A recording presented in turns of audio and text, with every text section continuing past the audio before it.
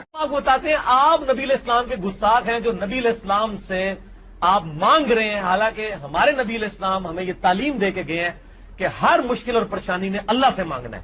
یہ لا کے جعلی روایتیں مصنف ابن ابی شیبہ سے، جی ایک بدو آ گیا، عرابی آ گیا، اس میں عامش مدلس عن سے روایت کر رہا ہے، وہ جعلی روایتیں ایک دور کی کتابوں سے پیش کر رہے ہیں، وہ جعلی روایتیں ایک دور کی کتابوں سے پیش کر رہے ہیں۔ بسم اللہ الرحمن الرحیم، السلام علیکم۔ جی دوستو، آپ نے دیکھا اور سنا اس کا انداز گفتگو کہ تم نبی علیہ السلام کے گستاخ ہو، کہ آپ علیہ السلام سے مانگ رہے ہو، اور ایک جعلی روایت، ایک بدو آیا اور دور کی کتاب، 1 منٹ میں 3 جھوٹ اس نے بولے ہیں۔ اللہ تبارک و تعالیٰ کی جھوٹوں پر لعنت ہو۔ یہ جعلی روایت نہیں، امام ابن حجر عسقلانی رحمۃ اللہ علیہ سے صحیح کہتے ہیں، امام ابن کثیر رحمۃ اللہ علیہ سے صحیح کہتے ہیں، اور بدو نہیں، حضرت عمر رضی اللہ تعالیٰ عنہ کے خزانچی تھے، بلال بن حارث موزنی، اور دور کی کتاب نہیں بلکہ امام بخاری کے استاد ہیں، امام مسلم کے استاد ہیں۔ آگے میں آپ کو دکھاتا ہوں کہ یہ خود کہتا ہے کہ بڑی اہم کتاب ہے۔ 20% مسلم نے مصنف ابن ابی شیبہ سے لیا ہے، یعنی امام ابن ابی شیبہ سے لیا ہے، تو جعلی کتاب کہاں سے ہو گئی، دور کی کتاب کہاں سے ہو گئی؟ تو اس طرح کے جو جھوٹے لوگ جب تبلیغ کرتے ہیں تو عوام کا بیڑا غرق کرتے ہیں۔ اور میں آپ کو یہ دکھاؤں گا کہ یہ عامش مدلس کی جو بات کر رہا ہے، اس نے اپنے ریسرچ پیپر میں بھی یہ روایت ڈالی جس میں عامش مدلس ہے۔ سوال پہ جو حدیث کی جو سب سے بڑی کتاب ہے، جو مسند احمد سے بھی بڑی ہے، وہ ہے المصنف ابن ابی شیبہ۔ سب سے بڑی حدیث اور آثار کی کتاب ہے، 38,000 احادیث اور آثار ہیں مصنف ابن ابی شیبہ میں۔ یہ کوئی عام آدمی نہیں ہے، امام بخاری اور امام مسلم کے استاد ہیں۔ امام ابن ابی شیبہ المتوفی 235 ہجری، بلکہ صحیح مسلم میں 1500 حدیثیں اس شخص سے ہیں، یعنی 20% صحیح مسلم کا اس بندے نے روایت کیا ہے۔ امام مسلم کے یہ استاد ہے امام ابن ابی شیبہ۔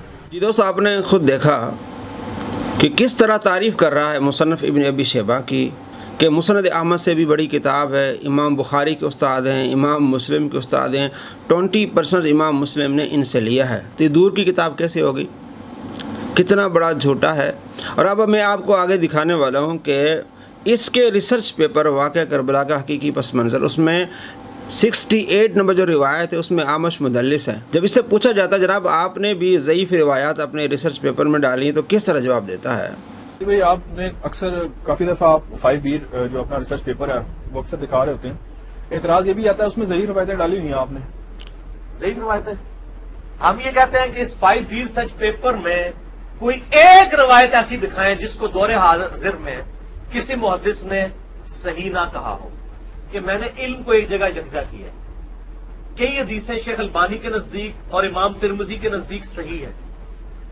مثلا وہ جو روایت ہے کہ وہ عبید اللہ ابن زیاد کے نتنوں میں سانپ گھس گیا، اس کو امام ترمذی نے لکھا ہے کہ یہ حدیث صحیح ہے، امام ترمذی نے، اور شیخ البانی نے بھی۔ شیخ زبیر صاحب کہتے ہیں یہ تدلیس کی وجہ سے ضعیف ہے۔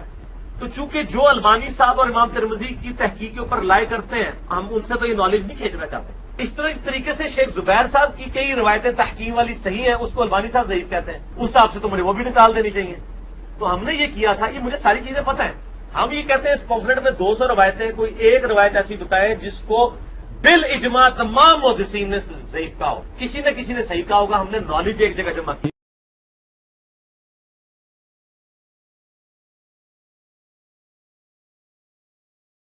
جی دوستو، آپ نے اس کی ڈرامے بازی دیکھی جناب۔ اس ریسرچ پیپر میں کوئی ایسی روایت نہیں جس پہ تمام محدثین متفق ہوں کہ جناب یہ جو روایت ضعیف ہے، تو ہم نے علم کو یکجا کیا ہے۔ جھوٹے انسان، کیا اس روایت کو تمام محدثین نے ضعیف کہا ہے؟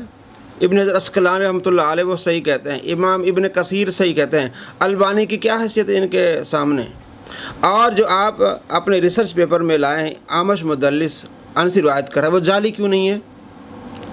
اور ایک اور تحقیقی بات یہ ہے کہ امام ذہبی رحمۃ اللہ علیہ اپنی کتاب میزان الاعتدال میں لکھا ہے کہ عامش اگر ابو صالح اپنے استاد سے روایت لے تو پھر تدریس والا مسئلہ نہیں رہتا، سماع کی تصریح سمجھو کہ موجود ہے۔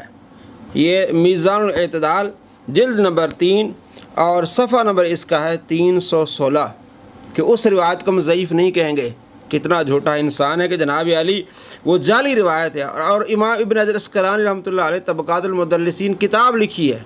उन्हें पता है कि मुदल्लिस कौन होता है और किस मुदल्लिस से रिवायत लेना जायज़ है और वो रिवायत सही होती है। और इसने जो अपने रिसर्च पेपर में रिवायत लिखी है वो है 3780। उसमें आमश जो है वो अम्मारा बिन उमैर से रिवायत कर रहे हैं, अबू साले से रिवायत नहीं कर रहे हैं। तो हमारी तहकीक के मुताबिक आमश मुदल्लिस अबू साले से रिवायत करे तो वो सही रिवायत है, क्योंकि इब्न हजर अस्कलानी भी इसको सही कहते हैं, इमाम ज़हाबी भी इसको सही कहते हैं और इमाम इब्न कसीर भी इसको सही कहते हैं। और जो इसने अपने रिसर्च पेपर में रिवायत डाली है वो आमश मुदल्लिस है, अबू साले से रिवायत नहीं कर रहा। और हमने इल्म को यकजा किया है जनाब। जो अलबानी के इल्म पर रिलाई करते हैं हम उनसे इल्म नहीं खींचना चाहते। अलबानी के इल्म पर कोई रिलाई नहीं करता। अहले इल्म इमाम इब्न हजर अस्कलानी रहमतुल्लाह अलैह के इल्म पर रिलाई करते हैं, उनकी किताबें पढ़ते हैं, शरह नखबतुल फ़िक्र और दूसरी कुतुब। तो मदारिस में इमाम इब्न हजर अस्कलानी की किताब पढ़ाई जाती है तो आपको शर्म आनी चाहिए जब अलबानी की वजह से तो उस ज़ईफ़ रिवायत को सही करके लिख रहा है। और इब्न हजर अस्कलानी ने जिसको सही कहा उसको तो जाली कह रहा है, झूठ बोल रहा है। बिलाल बिन हारिस मुज़नी जो हज़रत उमर रज़ी अल्लाह तआला के ख़ाज़िन हैं, प्यारे आका सल्लल्लाहु तआला अलैहि वसल्लम की कब्र अनवर पर आते हैं, अर्ज़ करते हैं या रसूलल्लाह बारिशें नहीं हो रही, आप दुआ फरमाएँ।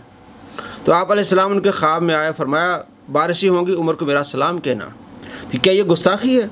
सरकार दो आलम सल्लल्लाहु तआला अलैहि वसल्लम की ज़िंदगी में हयात में भी सहाबा कराम अल आपसे मुश्किलात के लिए दुआएं करवाते थे, आप अलैहिस्सलाम उनकी मुश्किलात दूर करते थे। तो अगर किसी से मुश्किल हालात में कोई मांगना शिरक है तो फिर सहाबा भी नऊज़ुबिल्लाह मुशरिक होंगे। ये बहाने बनाते जनाब। ज़िंदगी में सबब जायज़ है और ताउन जायज़। जनाब कौन सा ताउन है?